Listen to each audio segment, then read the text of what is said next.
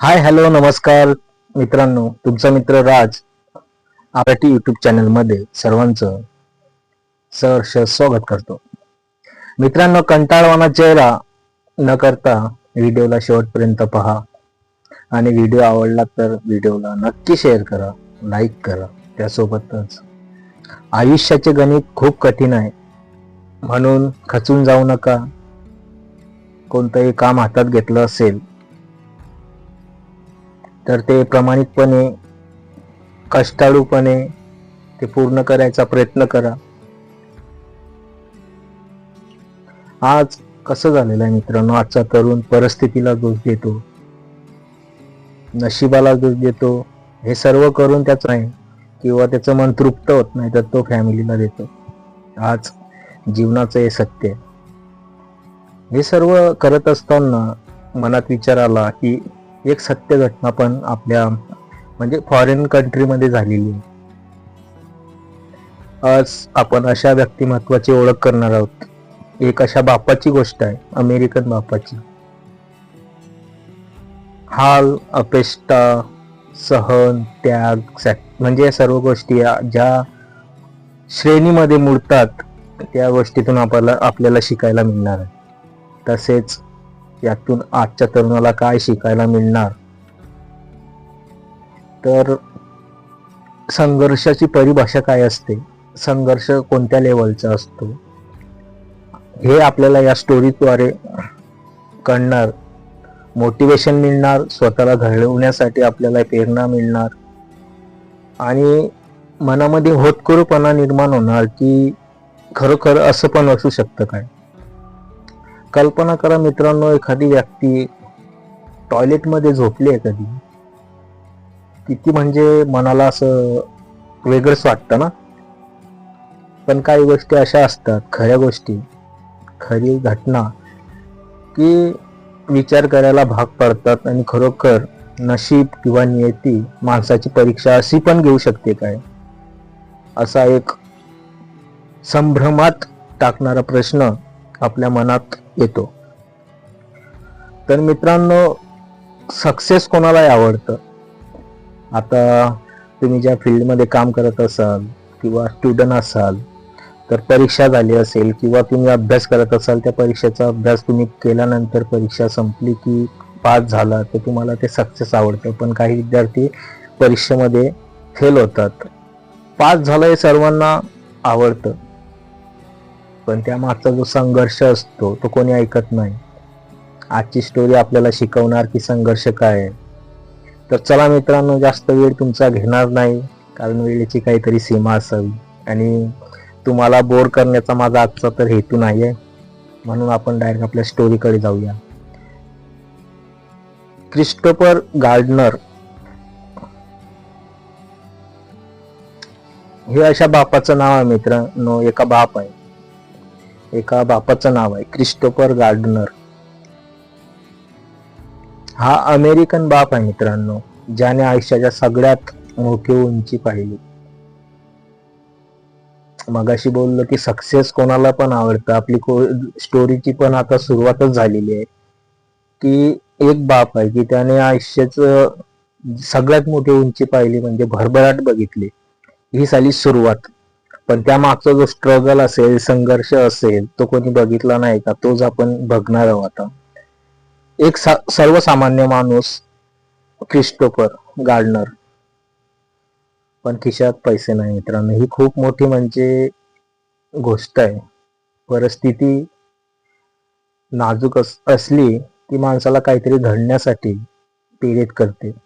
या गोष्टीमध्ये पण सेम तशाच गोष्टी झाल्या. आता पैसे नाही म्हटल्यावर क्रिस्टोफर यांना त्यांची पत्नी सोडून जाते.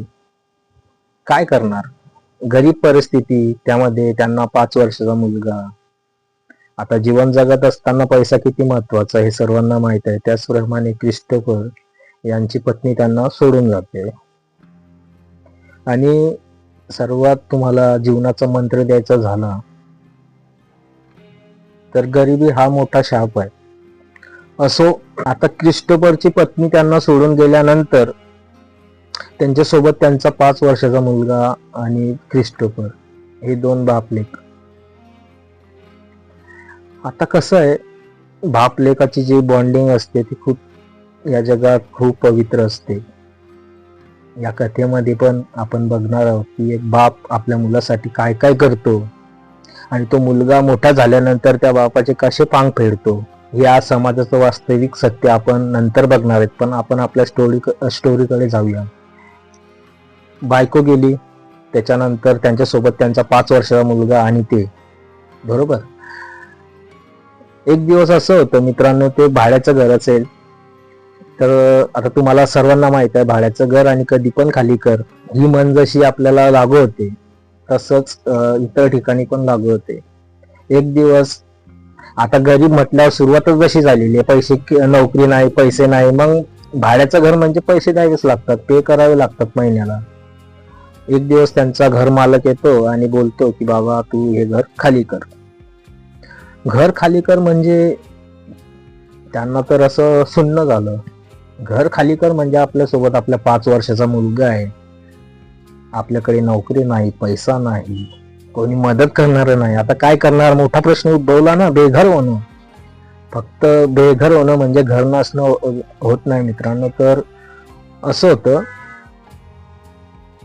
की स्वाभिमान दुखावतो माणसाचा, अरे यार माझ्याकडे पैसे नाहीत म्हणून याने मला घराच्या बाहेर काढलं.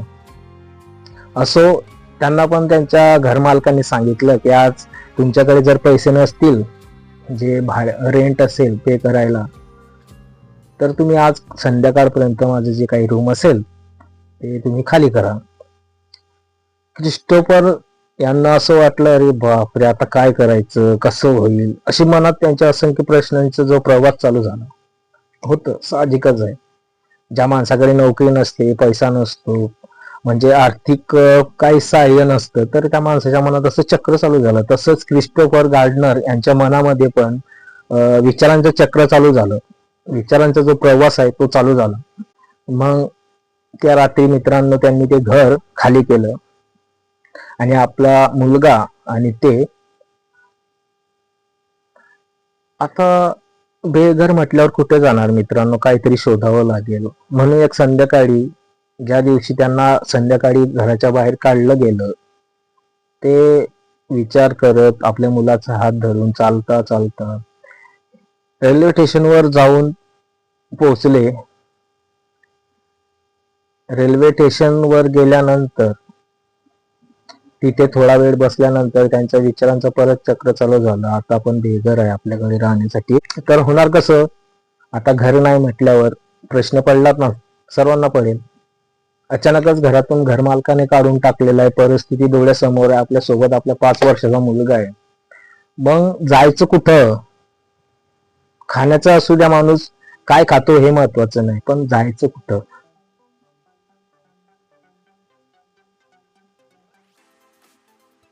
एक बाप आणि एक बाप काय करू शकतो आपल्या मुलासाठी, त्याचं उत्तम उदाहरण ह्या गोष्टीतून तुम्हाला कळेल, ह्या घटनेतून कळेल की एक बाप आपल्या मुलासाठी काय काय करतो. त्यांच्या डोक्यात एक कल्पना येते मित्रांनो. ते रेल्वे स्टेशनवर बसलेले असतात बाकावर, शेजारी मुलगा असतो. रात्र हळूहळू हळूहळू टाइम जात असतो, टाइम कोणासाठी थांबत नाही. त्यांच्या डोक्यात एक कल्पना येते की आता रेल्वे स्टेशन म्हटलं म्हणजे टॉयलेट, बाथरूम ह्या गोष्टी कंपल्सरी असतात रेल्वे स्टेशनवर, हे इंडिया असो की फॉरेन. तर मग अचानकच त्यांच्या डोक्यात कल्पना आली की आपण जर टॉयलेटमध्ये गेलो आणि झोपलो तर.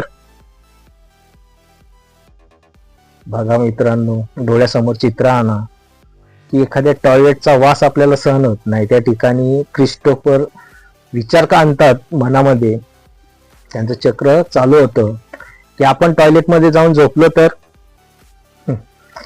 ही कल्पनाच किती म्हणजे डेंजर आहे, टॉयलेटमध्ये झोपायचं. पण एक बाप आपल्या मुलाचा हात पकडतो आणि टॉयलेटच्या दिशेने जाऊ लागतो.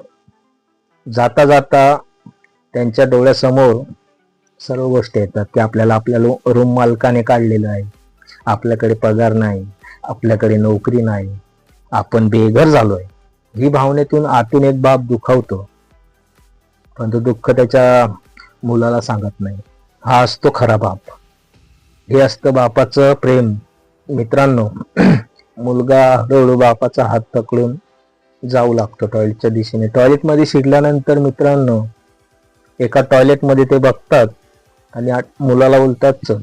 मुलाला असं आतमध्ये घेऊन जातात. ते स्वतः जातात. आतून टॉयलेटचा जो दरवाजा असतो तो बंद होतो.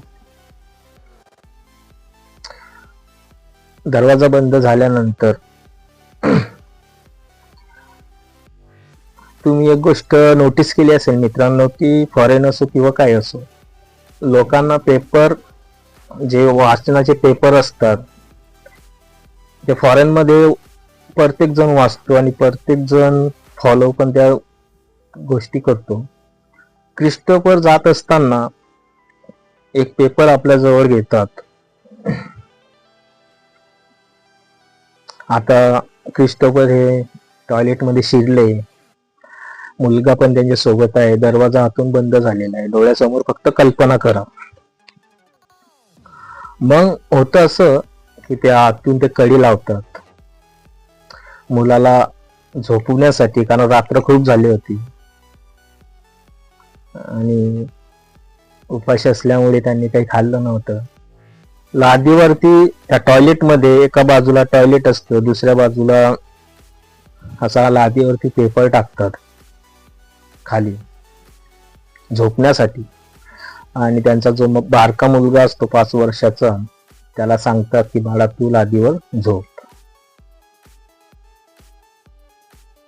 मुलगा झोपून जातो मित्रांनो.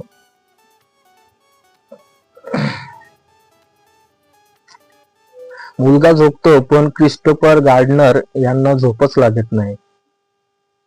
कारण एक बापाचं काळीज, एक बाप, त्यात खऱ्या भावना त्यांच्या डोळ्यातून वाहतात की काय दिवस आले माझ्यावर, माझा मुलगा टॉयलेट मध्ये झोपतोय. आणि तो बाप त्या मुलाकडे बघत आपल्या मनामध्ये आतून तुटतो मित्रांनो की माझा मुलगा खाली झोपलेला आहे. हे असतं बापाचं प्रेम. वेळ जाते, दिवस उजाडतो मित्रांनो. त्यानंतर क्रिस्टोफर एका शेअर मार्केट कंपनीत इंटर्नशिप करायचे मित्रांनो. आता इंटर्नशिप म्हटलं म्हणजे तिथे पगार नसतोच. पगार हा शून्य असतो आणि पगार शून्य असतो कारण शिकण्यासाठी काय आपल्याला जे मिळेल ते आपण घ्यायचं असतं, असं इंटर्नशिप असते. असो, आणि त्या कंपनीमध्ये 20 कॉम्पिटिटर असतात. कॉम्पिटिटर म्हणजे स्पर्धक. 20 मधून फक्त एकाची निवड होणार. त्या इंटर्नशिप करत असताना फक्त 20 मधून फक्त एक. आता एवढा स्ट्रगल करताय टॉयलेटमध्ये, ते जो रात्र काढलेली आहे, ते सर्व होत असताना ते ऑफिसला जेव्हा जातात तेव्हा ते स्वच्छ कपडे घालून जातात. आणि कसं आहे मित्रांनो, आपण काय खाल्लं ना कोणाला कळत नाही, पण आपण आपल्या जो पहिनावा असतो आपला, आपण जे परिधान करतो, ड्रेस असेल काही असेल, त्याहून समोरच्याला कळतं की बाबा आपण काय खाल्लं ते कळत नाही, पण आपण जे घालतो कपडे वगैरे काय असेल ते, त्यातून समोरच्याची मेंटॅलिटी बदलते की नाही चांगला आहे माणूस. म्हणून ते स्वच्छ कपड्यात ऑफिसला जातात. त्या ऑफिसमध्ये गेल्यानंतर आता ईर्ष्याने पेटलेले काही लोक असतीलच, कुठे पण असतात, की कमी लेखणी, एखाद्या व्यक्तीला कमी लेखणी. तोच प्रकार क्रिस्टोफर गार्डनर यांच्या सोबत होतो. तो असा की ऑफिस मधले लोक बोलतात अरे हा बेघर आहे, म्हणजे त्यांना कमी लेखलं जातं. क्रिस्टोफर गार्डनर यांना कमी लेखतात की याच्याकडे काहीच नाही आणि काही नसल्यामुळे हा काय करणार आहे, याला कसं जमणार आहे, असं होतं. हे समाजाचं एक सत्य आहे की एखाद्या व्यक्ती जर काही मेहनत करत असेल तर त्याला कमी लेखलं जातं. तुझ्याने नाही होणार, तू नाही करू शकत, या गोष्टी होतात. तसंच क्रिस्टोफर यांच्या सोबत पण होतात. पण क्रिस्टोफर शांत डोक्याने विचार करतात की असो, आपले पण दिवस बदलतील. आणि या दिवस जातात, महिने जातात, वर्ष जातात. एक दिवस असा येतो मित्रांनो की रात्र झालेली असते. एका रात्री विचार करत असतात त्यांचा मुलगा झोपलेला असतो. शेवटी बापाचं काळीच ते काळीच. त्यांना परत म्हणजे असा विचार, त्यांचं चक्र चालू होतं विचारांचं, की मी संघर्ष करतोय, मी जे करतोय, मी टॉयलेट मध्ये झोपतोय, माझा मुलगा माझ्या मी त्याला टॉयलेट मध्ये झोपायला सांगतोय, तो झोपतोय, पण मी जे दिवस काढलेले आहे हे दिवस पण यालाच येतील, म्हणून ते अधिक प्रयत्न करतात, अधिक संघर्ष करतात, जास्त इंटर्नशिप शिकू लागतात, शेअर मार्केटचं नॉलेज घेऊ लागतात, त्यांचा संघर्ष हे चालू होतो. असे दिवस मागे दिवस जातात, जे स्पर्धक असतात त्यामध्ये कंपनीमध्ये, त्यांच्या शेअर मार्केट कंपनीमध्ये एक दिवस अशी घोषणा होती की ज्या यादीमध्ये 20 लोकांच्या यादीमध्ये क्रिस्टोफर यांना सिलेक्ट केलेलं गेलेलं आहे, त्यांची निवड झालेली आहे त्या सभागृहात किंवा त्या असेंब्लीमध्ये. आता एखादा मुलगा जेव्हा 10वी पास होतो, जेव्हा त्याला आनंद होतो का, होतो की नाही, तशीच फिलिंग यांना पण व्हायला पाहिजे. ते पण उलट होतं, यांना असं भरून आलं पण ते कोणाला दाखवत नाही. ते शांतपणे खुर्चीवरून उठतात, त्या असेंब्लीच्या बाहेर, त्या हॉलच्या बाहेर जातात, झाडाखाली जातात आणि मोठमोठ्याने रडू लागतात. आता ते का रडत होते हे तुम्हाला कळलं असेल, की त्यांचा जो संघर्ष होता, त्यांनी जे सहन केलेलं होतं, ते सर्व त्यांना आता आतून ते भरून आलं होतं. आणि असं होतं, एखाद्या व्यक्ती जर मेहनत करत असेल, त्याला अपयश येत असेल सारखं सारखं, एखादा बिझनेस असेल, एखादं काही असेल, आणि अचानकच त्याला सक्सेस मिळाली. आता क्रिस्टोफर यांना पण सेम तसंच झालं होतं, त्यांना भरून आलं पण ते काहीच बोलले नाही. त्या सभेमध्ये बाहेर गेले, झाडाच्या खाली गेले आणि जोरजोरात रडू लागले.